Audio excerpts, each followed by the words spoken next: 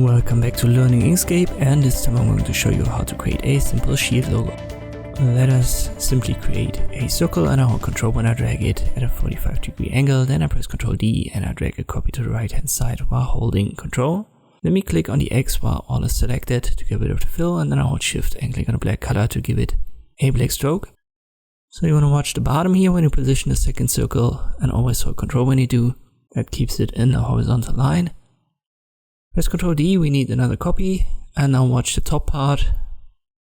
So this is how you can adjust it. Only select the two at the top and press Ctrl G to group it.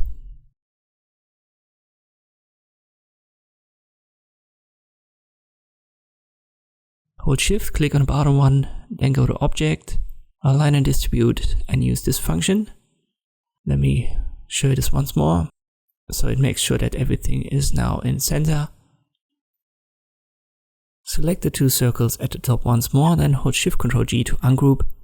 They're both selected, then go to Path and Intersection. So we've created this shape. Then hold Shift, click on the bottom circle, and once again Path Intersection. And we've got our shield. You can still transform it. So if you want to adjust it manually, you can do that right here. But I'm fine with what I've got thanks to the intersection. Let me get rid of the stroke, so hold Shift, click on the X, and then I give it a fill. And now I create some cutout shapes. I use the rectangle tool and I press Ctrl D to copy it.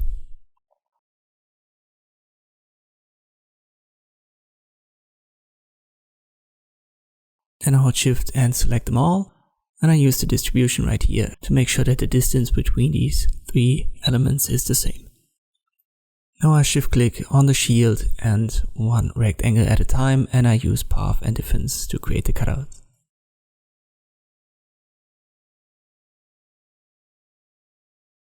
And this is how you can create a shield logo in Inkscape. I hope this video was helpful, thanks for watching, and I'll see you next time.